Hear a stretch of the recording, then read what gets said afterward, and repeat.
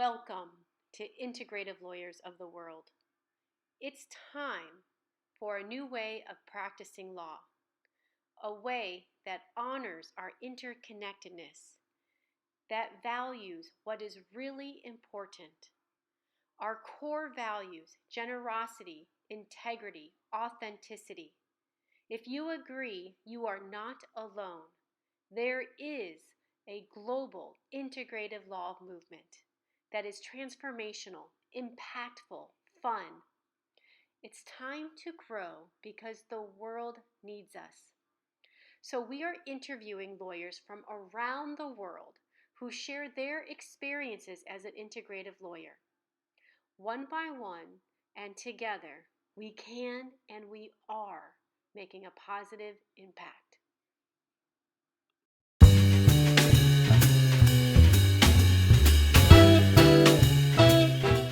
Hi, I'm your host, Carrie Raleigh, and our guests this episode are from the Netherlands, Klaartje Freeke and Wikke from their firm, Freeke and Monster.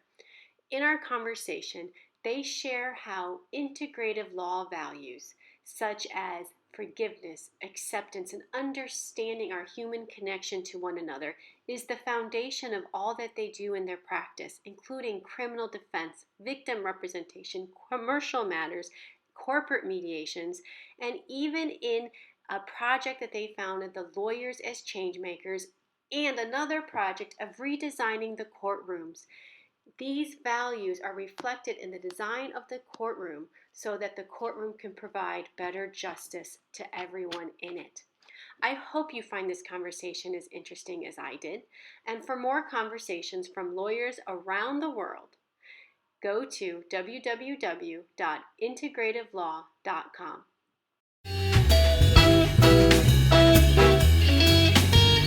We are with Klaartje and Wikke today, two integrative lawyers from Amsterdam. First, I just want to welcome you both to Integrative Lawyers of the World. And can we start with each of you introducing yourself to us? Sure. All right. Well, thanks, Gary. It's a really a big honor to be here with you. And my name is Klaartje Freeke, and I'm a lawyer in criminal cases and also in like general corporate cases, and a mediator in both as well. So mainly corporate cases like labor law and general conflicts in companies. And so we both do criminal cases in general for victims and suspects as well, both. Yeah, so same counts for me. So I'm a criminal defense lawyer. My name is Wikke Monster, and I'm specialized in criminal cases, both from the point of view of the suspect as a criminal defender, but also from the point of view of a victim, which is quite different and very rich to experience that point of view of a criminal proceeding as well. And I'm also a mediator.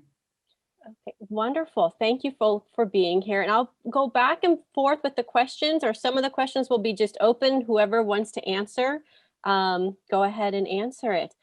Klaartje has sent over some articles for me to read before this interview. And one of them I read, it was about redesigning the space for the courtrooms. But in there, Wikke, you had talked about how you transformed your criminal law practice, how it went from a practice of being a battle to a practice of searching for balance. And exactly. When I read that, it just really jumped out at me. Can you explain that a little bit? Yeah, sure. So when I started as a lawyer a long time ago already, so I'm more than 20 years now a lawyer. And after a couple of years in the beginning, I changed to become a criminal defense lawyer. So I started in the corporate world. And in a traditional way in the Netherlands, but I think it also counts in other countries, or at least Western countries, that as a criminal defense lawyer, you learn to fight. So to remain silent is a principle. You have to let the prosecutor make mistakes. It is the goal to put sand in a machine, and so making a lot of smoke, like a curtain, like that. It's not clear what the fight is about, and then you hope to win the case. So it doesn't matter if your client committed a crime or not. Your goal is to let him be acquitted, or then at least let him get the lowest punishment possible. So in short terms, to let him get away with it. Yeah. And I really enjoyed, as a lawyer, I really enjoyed playing that game. But that is already the problem, that you call it a game. And it's not a game. I mean, it's not like you can stop with it whenever you like it and then you start playing another game. No, it's the most serious game people can get involved in, because it's about the risk of getting into jail.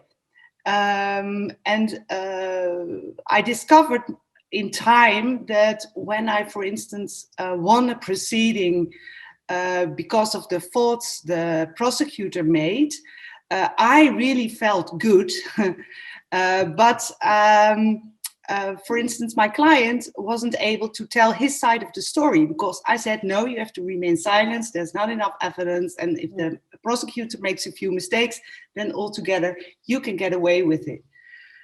And a lot of clients, a lot of people who are involved in a criminal proceeding have their own story.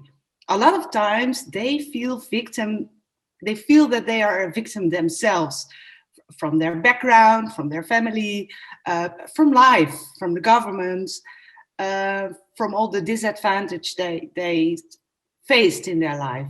So if you advise your client to remain silent, you don't give him the space to tell his side of the story. And then the whole proceeding starts, it's not about your client, but it's, how do you say it? It goes over their heads. I don't know, I would say that in Dutch, like it's a fight between the professionals. And in years, more and more, the question rose in my head, like, in whose interest are you fighting? Is that in your interest because you want to be a good criminal defense lawyer, or is it really in the interest of your client? And more over, and that is where I also met Klaartje, and we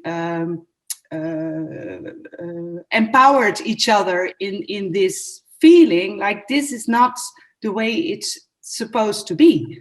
And if you put the criminal case in a broader perspective, because at one day your client has to go on with his life.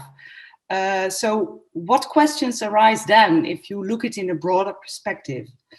And so that is where it started, that you realize it's not about you, but it's about the suspect. How does that then change the dynamic of the actual practice? Meaning,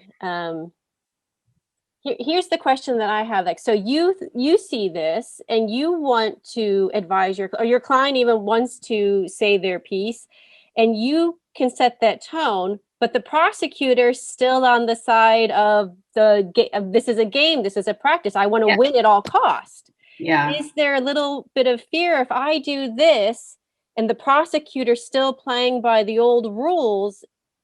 Am I going to be at a disadvantage or being taken advantage? For sure. And I think Klaartje can tell, I mean, maybe you can give some sure. examples of that situation, because we face that like almost every day. That's the reality. Yeah, and it's not just in criminal cases, actually. It's really about the question, like, if you did something wrong, who's going to be the first to admit? Yeah. And because you never know what's going to, even if you're like a child and you picked a cookie out of the cupboard, you don't know what's going to happen when you admit that it was you. So you have to take a risk. Yeah. And so it's really that's like a question in that's of interest for everyone, and it's the risks perhaps in a criminal procedure are bigger because you might get a crime. I'm sorry, you might get convicted for your crime, and you might have to go to jail.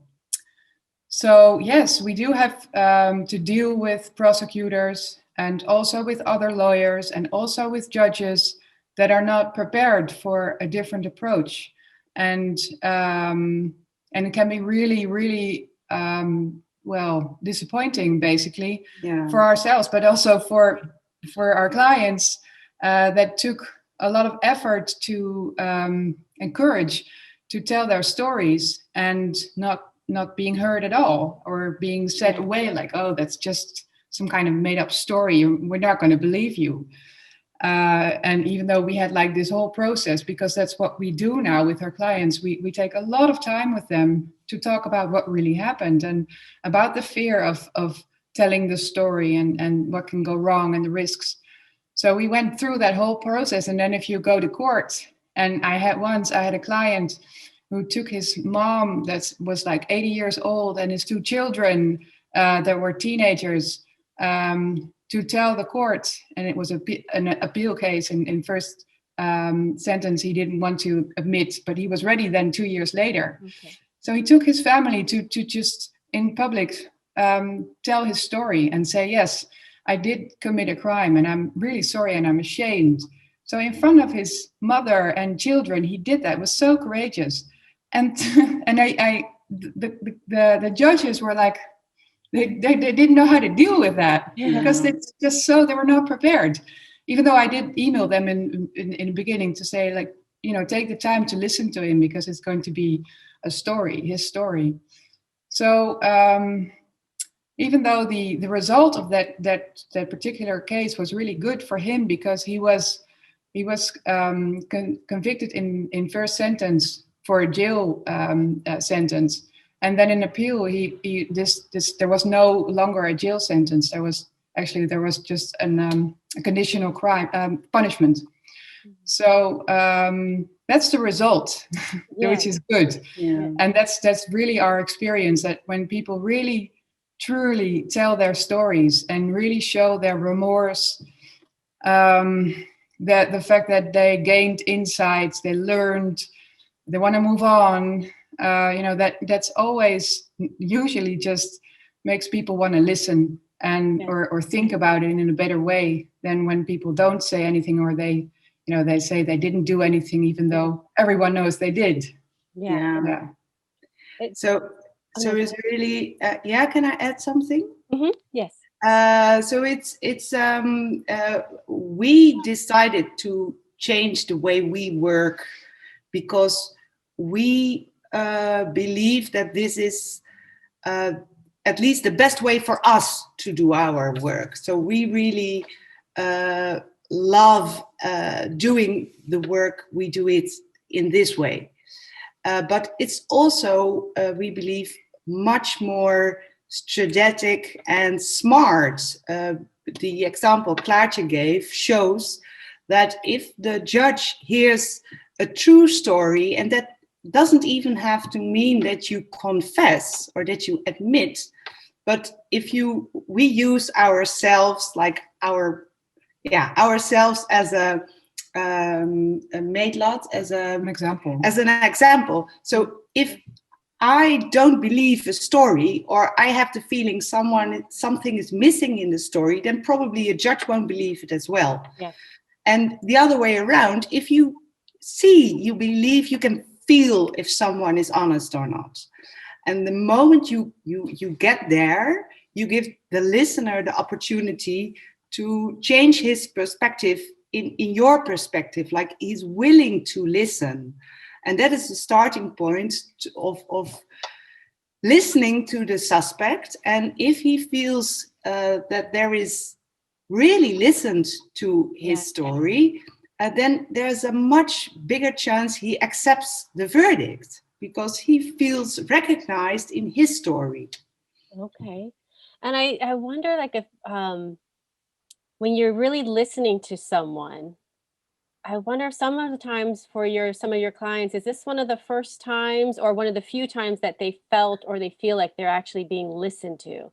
Because to me, like when you listen to someone, like really listening to them, that's saying, I value you as a person.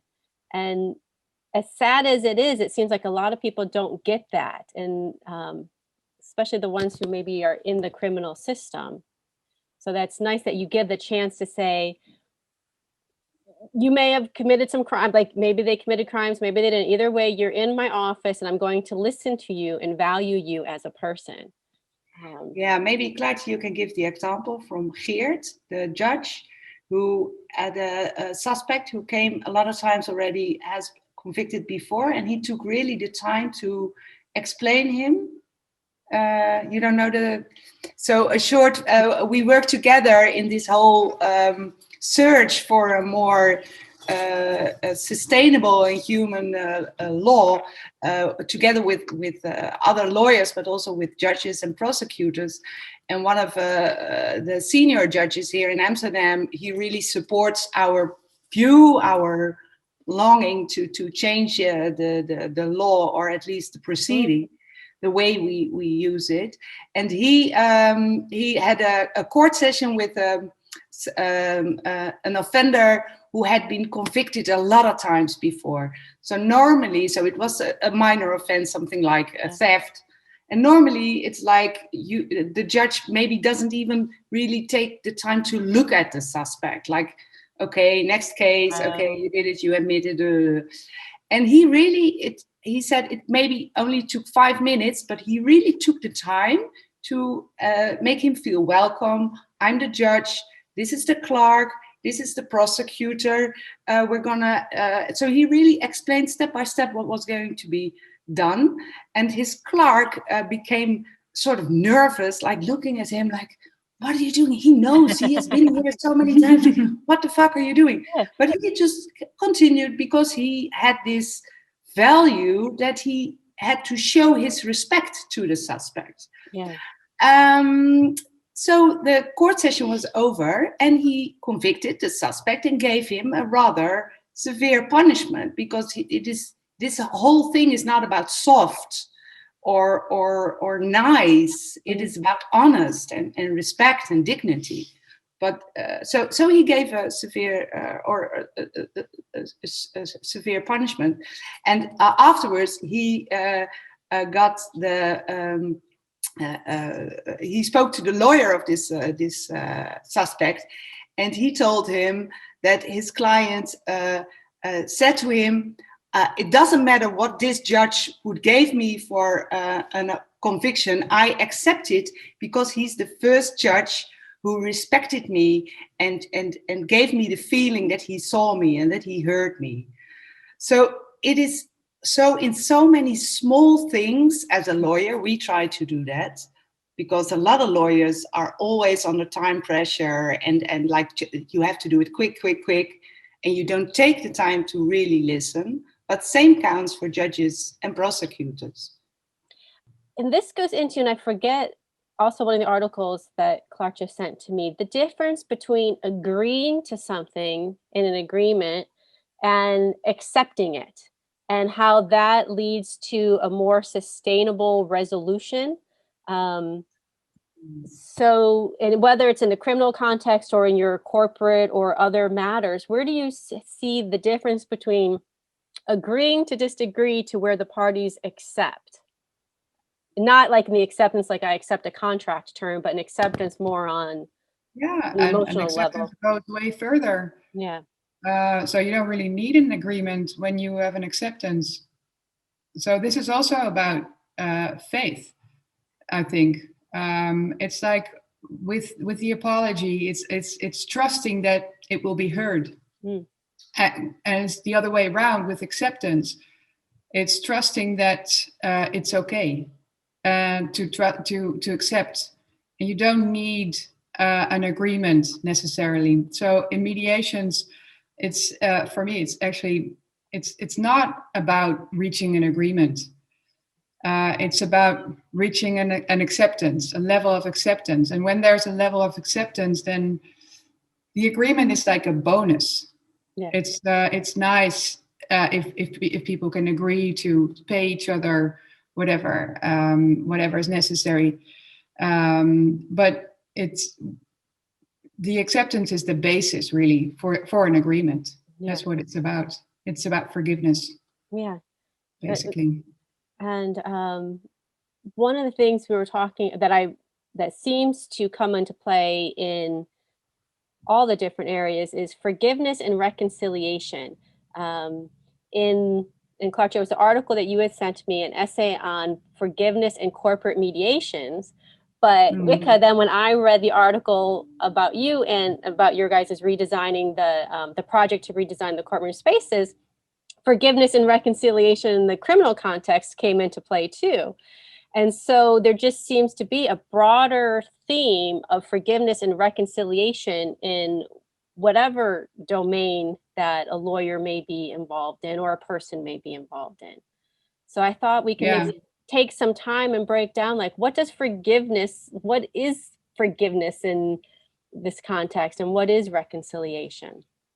Yeah, I think we could actually start with the example that Wikke just gave about the judge that's taking his time to listen. It's the first step to forgiveness, and it's a first step for somebody who committed something, who did something wrong, to be seen and be forgiven. It's actually a small step in that direction, as is our work as a lawyer. When we really take the time to listen and be compassionate about this person, and and be a reflection of this person. It's a way. It's a step in the process of forgiveness, of self-forgiveness. It's being seeing each other as a human again, recognizing the being human in each other, and so that's basically what our work is all about, in every phase. And we could really literally lead clients into forgiveness when they would engage us for that. But it's really, we're doing it without even saying the word forgiveness or reconciliation. But in the end, it's all about accepting a terrible truth, accepting that we're not perfect, accepting that our histories are not what we were hoping they would be, and that we're not the people that we were hoping to be. That's really what our work is about. And acknowledging that in each other as well, and in the context. How you're talking about in reaching a sustainable agreement based on forgiveness and reconciliation is kind of the difference between agreeing to disagree. The parties are still in, they're not united, or they're not free of the conflict. When you agree to disagree, there's still some conflict there. But when you forgive and reconcile, you relieve and renew, where you can move forward free of the conflict. And so I see that as, and I think this was in your article, an essay on forgiveness and corporate mediations. These are words that you don't hear a lot in the corporate world or in business world, but they do come into play. And if you could just expand on that, how these principles apply in the corporate world. Do you want to still share your screen? I can stop sharing. There we go. Yeah. Okay. So I think we all recognize you're right. It's especially in corporate mediations, but I think we all recognize the fact that you're in a conflict and you know exactly how to solve it.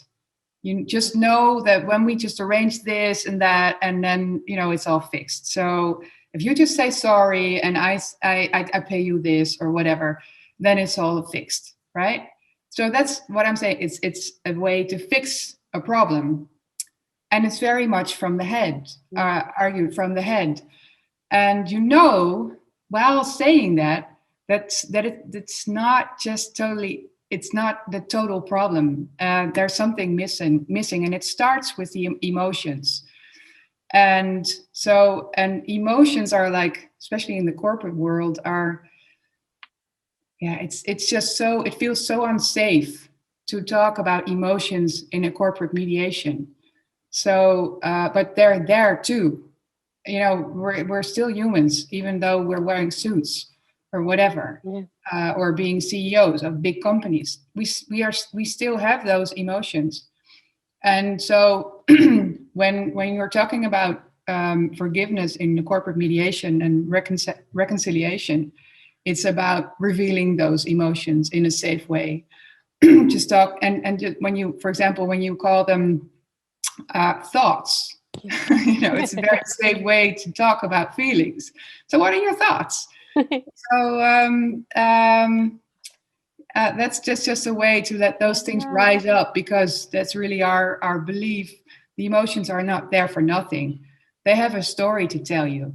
And it's really all about making that neutral, you know, making it normal to talk about that. Because again, what we just said about forgiveness, about, you know, recognizing being human in each other. You know, we're all potential criminals, or we could all do something really wrong. And it's also about these emotions. They're so human, you know. Everyone is feeling lonely every now and then. Everyone is feeling jealous. And my phone is ringing. Oh, that's sorry. Oh no, that's okay. Her phone is. Well, as she's getting her phone, I'll just add in the. They're saying how we could all feel like we could all be criminals. We could, or we could all have moments where we do something that is wrong or not kind. Right? There are times when all these.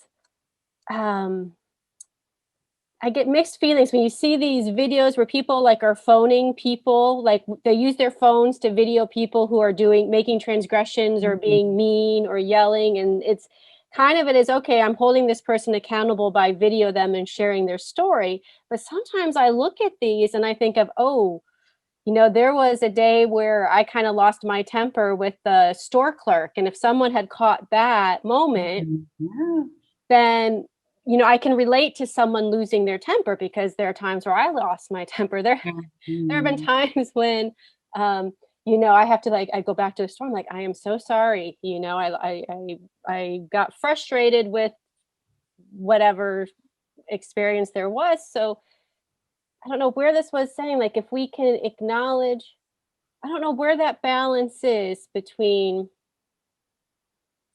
And I'm bringing it up here because I think forgiveness is part of it. Forgiveness and acknowledging the stories is part of this. But that balance of holding people accountable by videotaping on their phones when they see something's wrong. But then there's that other part where it becomes into a shaming, where it's something that we all may do as humans. And I'm not talking about like when crimes are being committed and people are doing that, but so is there a balance there, or how do we balance that? Yeah. Well, and this isn't part of this conversation. It's just what you said made me think of it. So I just, as well here, have your thoughts on that. Yeah. Well, I can reflect on that related to criminal cases, like a suspect. Like I said in the beginning, a suspect often feels as a victim and an offender. And what I believe is that both are true. So you are an offender, but you're also a victim.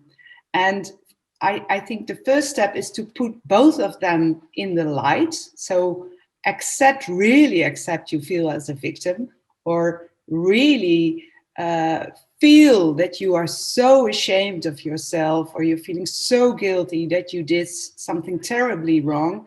So that first has to be shown. And in that step, a lot of times it already goes wrong because we suppress it, we deny it, we don't want to talk about it, we make a story. And the moment you accept you feel a victim, then you can make the next step, or end an offender. So they're both true.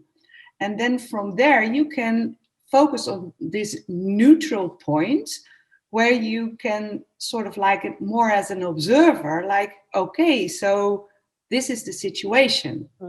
And I think most of us, at least I do that, and Klaartje also, the question why always arises. Why does this happen? Why does this happen to me? But it will not give you any answer. Yeah, maybe in therapy or something. But the question is all the time, how am I going to deal with this situation? So when I speak with my clients, a lot of times I use the image of a cake, of a birthday cake.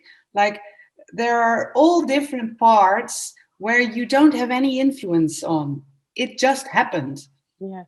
And there's a small part, and that is your part.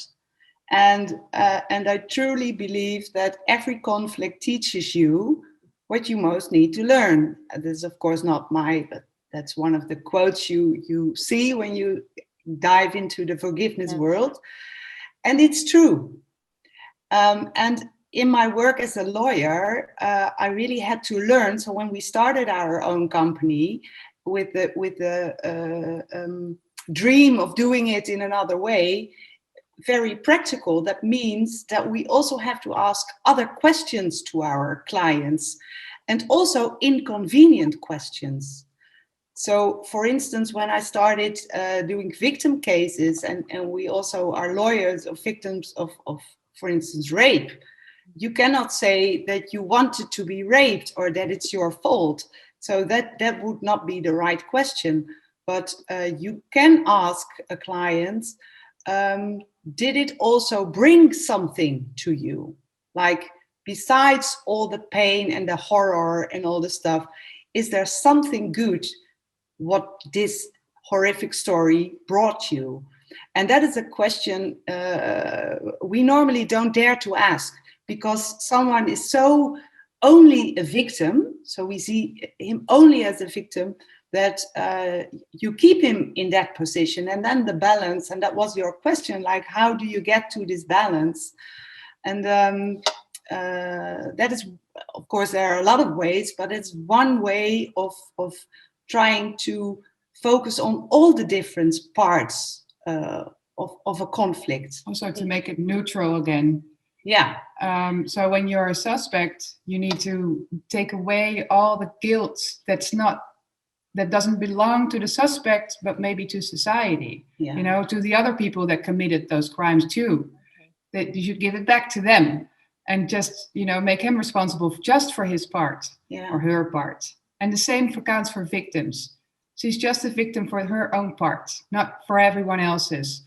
And so you really want to neutralize it and take away the guilt that's unnecessary. There's always too much of that. Yeah. And there's so much fear on both, so victims, but also, or maybe especially suspects. They are, and that is all about shame and fear. They're very close together.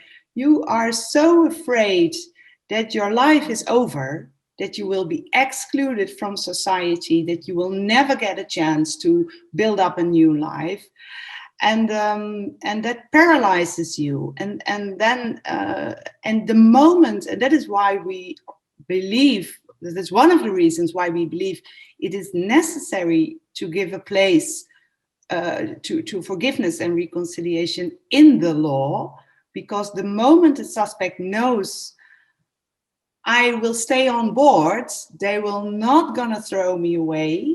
I am a human, and as a human, I am allowed to make mistakes, because on this planet, it is the purpose that we learn from our mistakes. Yeah. But you can only learn from your mistakes if you feel the safety to really look at your mistakes. Yeah. And that is not the case in a criminal proceeding. And I'm for sure, not only in the Netherlands, but like in all Western countries, you only feel the suppression and like the threat that you're going to be excluded and put into jail. Yeah. It seems like how you keep saying, like, neutralize like the charged feelings, and the way to do that is to, sounds like you're saying, acknowledge, own your story by acknowledging it and feeling it authentically, which is scary. But by doing that, instead of the story being written for you, you can kind of start writing your own story going forward, or you can change it once you step into, I guess, authenticity and acknowledgement. Yeah. Yeah. Mhm. So, and going back to what you said earlier about agreeing to disagree or Yeah. accepting, this is really about a personal transformation that is possible. And when that's possible, it's worth so much. When people feel that, they like everything else seems like an extra or a present, because that's really enough for most people. Yeah. And that's also the reason why people can accept their punishment, because it's okay. Yeah. This may sound harsh. Why should society care if a criminal accepts their punishment and not just, we just want them punished? Why should we care whether or not they accept? So I know it's a harsh sounding question. Yeah. And I'm yeah. So first why of should we all- care? They did something wrong. They should be I punished. think Who cares if they it's accept it's a right question. A lot of people will ask it. Well, first of all, because it's it's a more efficient way of having a proceeding, because based upon experience, if you felt that they really listen to you, you don't go into appeal. So we give classes to also judges and registers, clerks from the Supreme Court. And they told us, like, the one reason people go into appeal is because they don't feel that the judge listened to them. So it's already stupid not to listen, because then as a child you will stay angry. Yes. So only that would be a good reason already. Mm-hmm. But of course there are so many more reasons, and maybe you can add, like what we say about seeing the human in the other person. If you like it or not, as a human being, we are connected with all of us. I mean, that is not a dream or a wish, but that's just how it is. So we better deal with it. And I think it is our job as a professional. So it's also a call for the prosecutors and the judges to show that, so to live that and to acknowledge that. And when I talk with my clients, I use a lot of examples. For instance, of course, Nelson Mandela, and everybody knows him. Why does everybody love Nelson? So, I mean, how much proof do you need that it's necessary to do it this way? And lastly, when the question also would be, if someone asks us that question, and a lot of people do, and I think we should always keep on finding the right answer for it, because it's not an easy question, especially when you're angry. If you lost a child or something, there's many good reasons to ask that question. But it's really about also about asking yourself the question: what would I want if I were in those shoes? If that person were me? Yeah. And it's just that for most people it's too hard to do that exercise and to really go stand in those shoes. We just don't want to.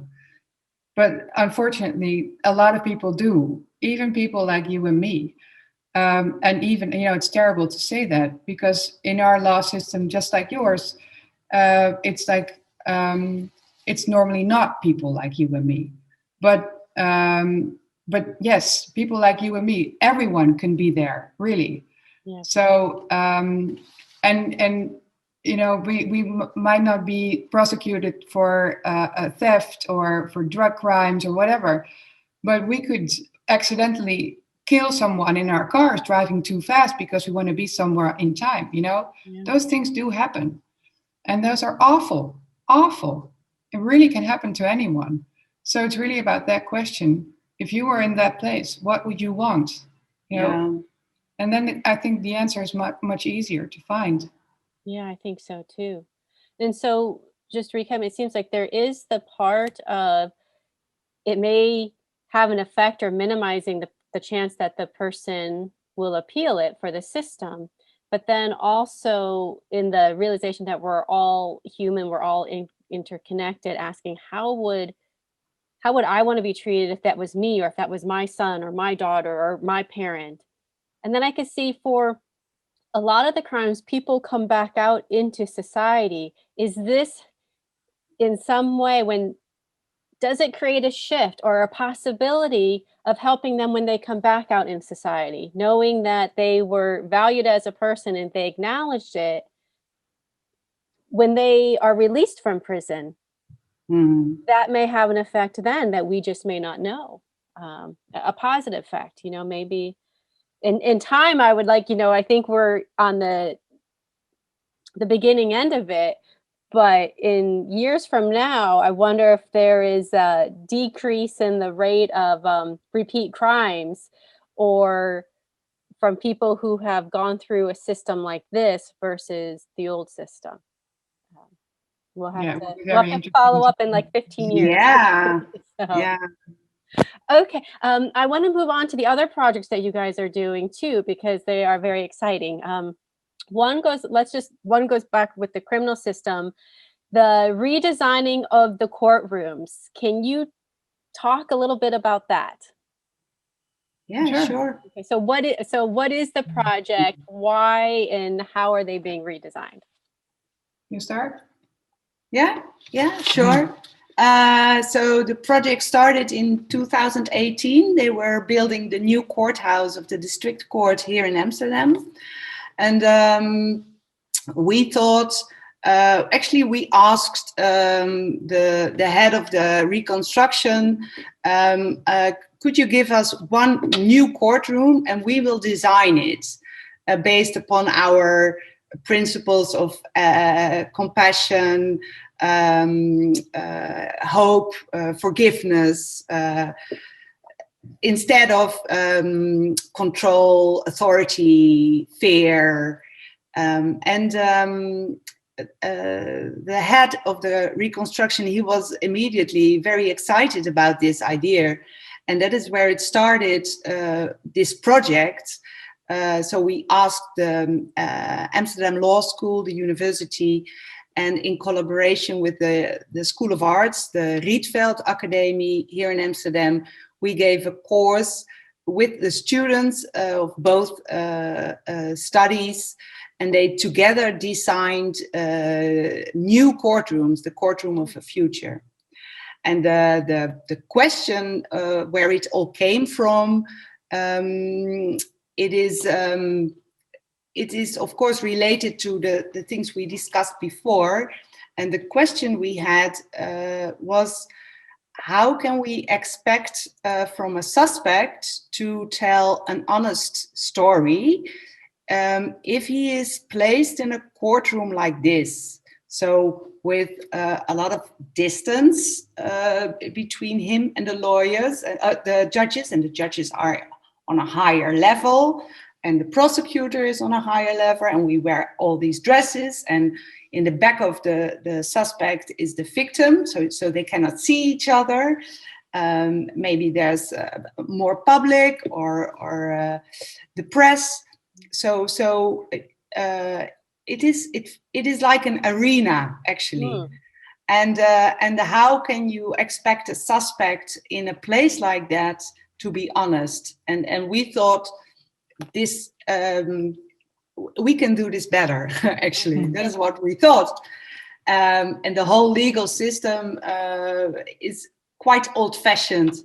So it's like, yeah, okay, so we do it this way, and of course security and stuff like that. But why shouldn't we rethink about it? And we really believe, and that is also already now shown in the various projects which have run already, that we need arts and creative students to design a new courtroom. Because if you ask lawyers to design something new, we come up with a new rule or with a new law, and that is not what we need.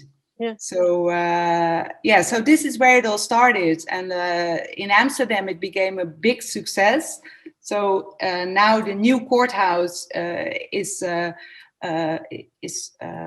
opened, and this coming autumn, we got not only one but two courtrooms, and based upon the designs of the students, together with some professionals, so judges and prosecutors, and also juvenile former offenders, so who went through the system themselves. They were all involved, and so the biggest change is that the new courtrooms will have a round table where all the parties are seated And on the judge is sitting at the same table level. too? The judge sitting at the table too, at the same. Yeah, and it's so it's going to be two juvenile courtrooms for civil cases, so family cases, and also criminal cases, but then the cases which are be done by one judge.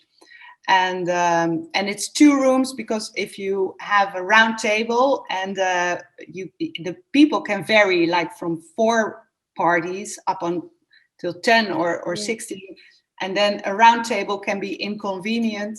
So the head of the reconstruction, he was so practical. He said, well, we can solve this. We make one courtroom with a small round table, and then another courtroom with a bigger round table. Okay.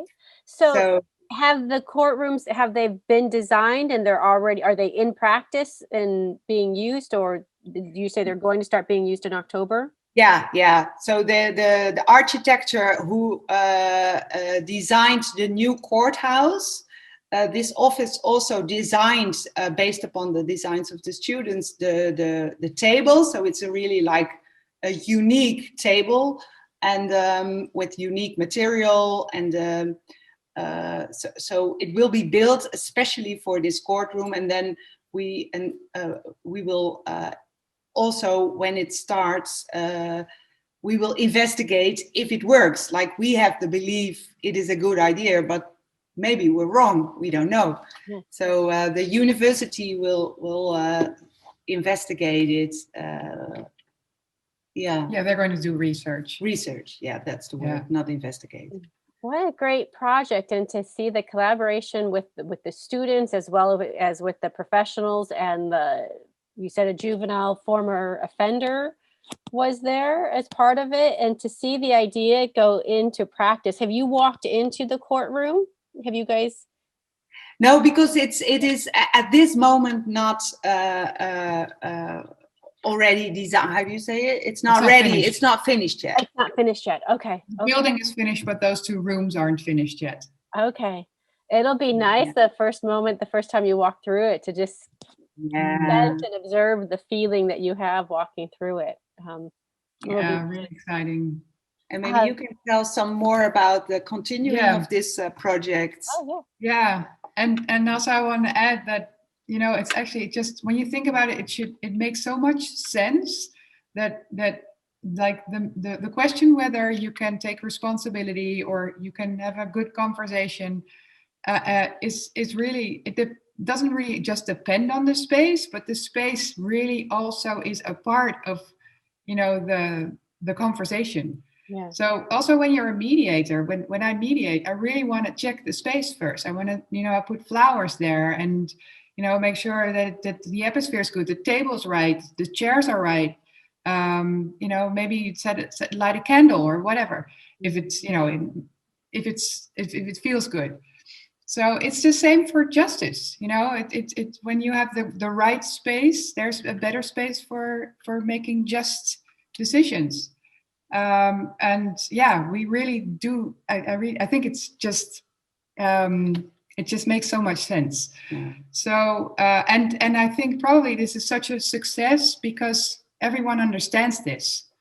that when you're in a courtroom, and this is also always what students say when they're involved in this project, they're like, when I went to court for the first time, I felt like a suspect, even though I was just a visitor. Yeah. I'm just there. I'm like, oh my God.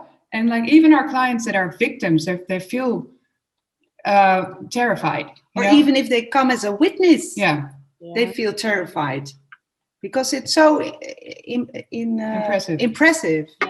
Yeah. They are that way. So, and have some of the prosecutors like seen the designs? Have you had any feedback from any prosecutors? Yeah. So they're also involved. They are involved. Yeah. And really, everyone is excited about this. Because what the funny thing is, like lawyers and emotions, they don't go good together. You know, like we don't learn about it at law school and we don't know how to deal with it. But like Klaartje said, in the corporate mediation, of course, there are emotions. And of course, in a criminal proceeding also, or in any proceeding. I mean, it is about emotions because it's a conflict.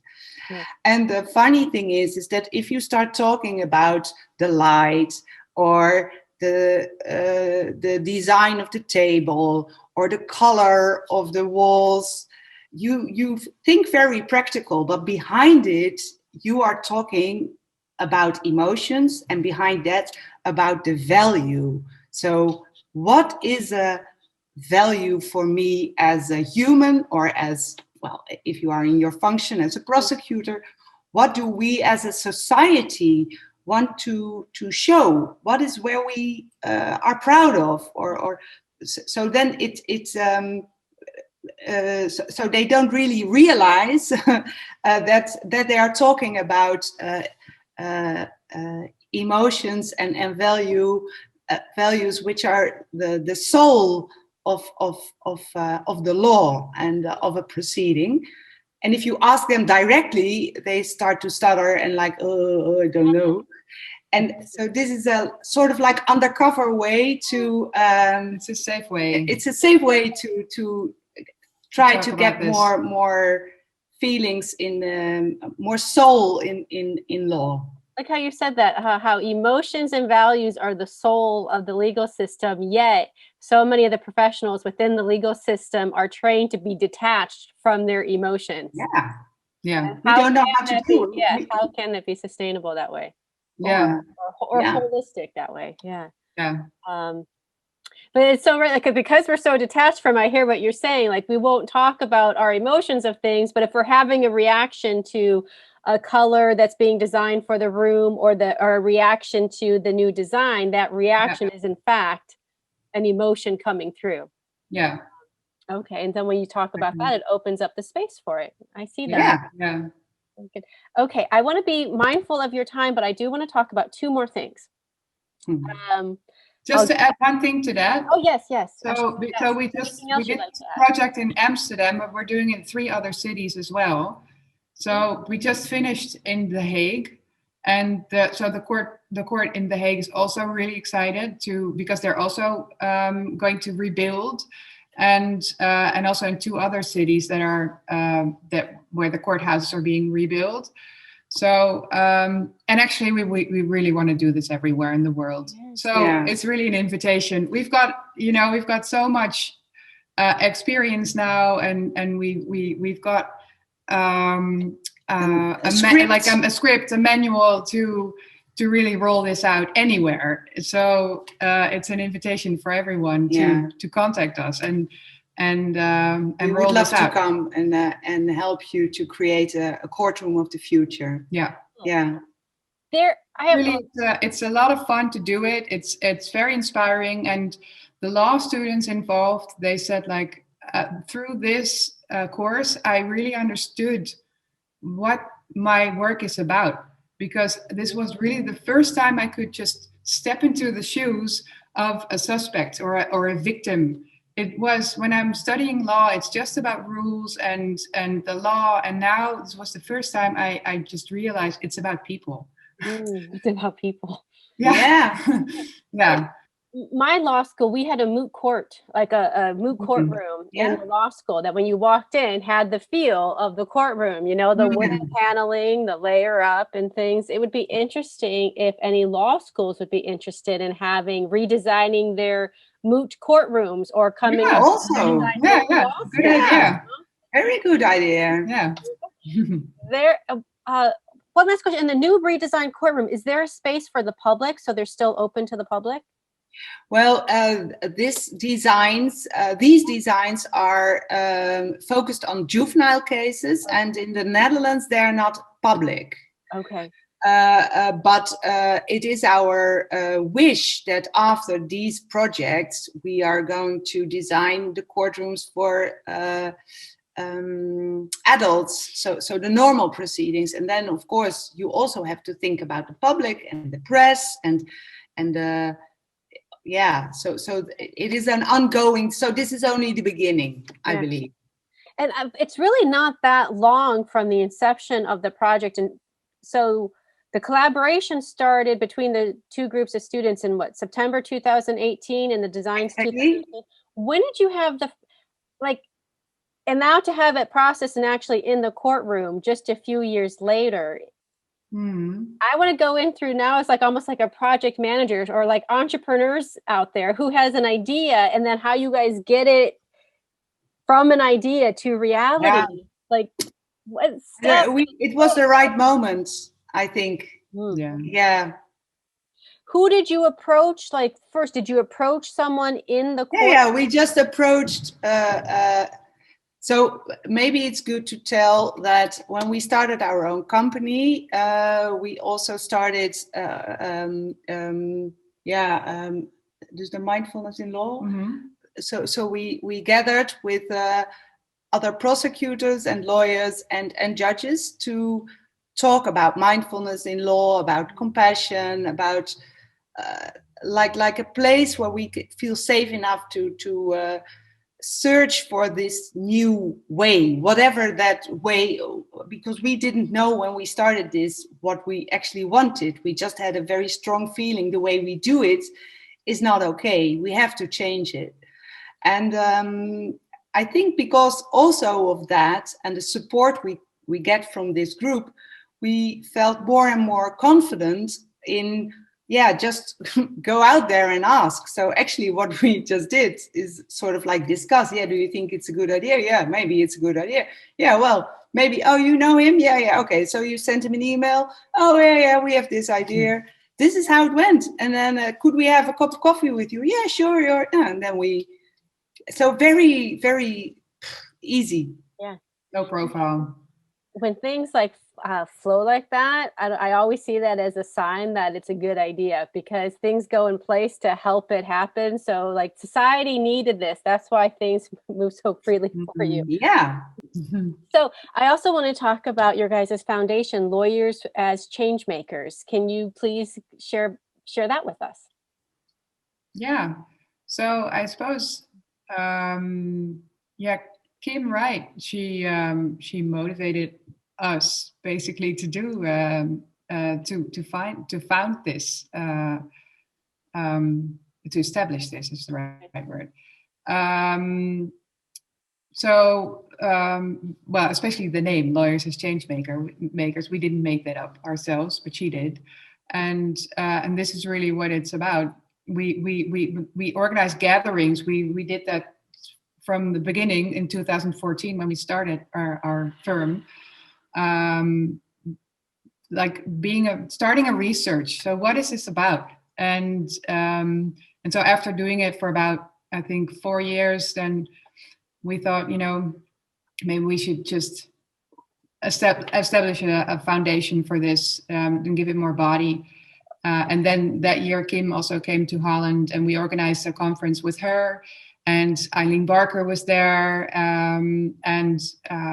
so a lot of more people that are in this integrative law movement, like Digna de Bruin, Disa Jironet, she's a prosecutor.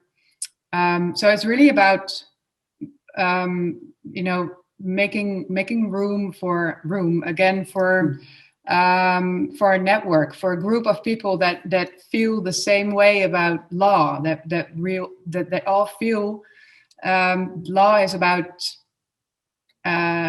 it's our passion. It's the reason why we studied law in the first place, because we have a belief that there is something like justice, and it's not about what is written in our books, but it's about what's in our hearts, and it's about the essence of our being human. And so that's really, apart from our work together, but what we've been striving for from the very beginning is to also make it available for others, and not doing it just by ourselves, but with others, because we need each other.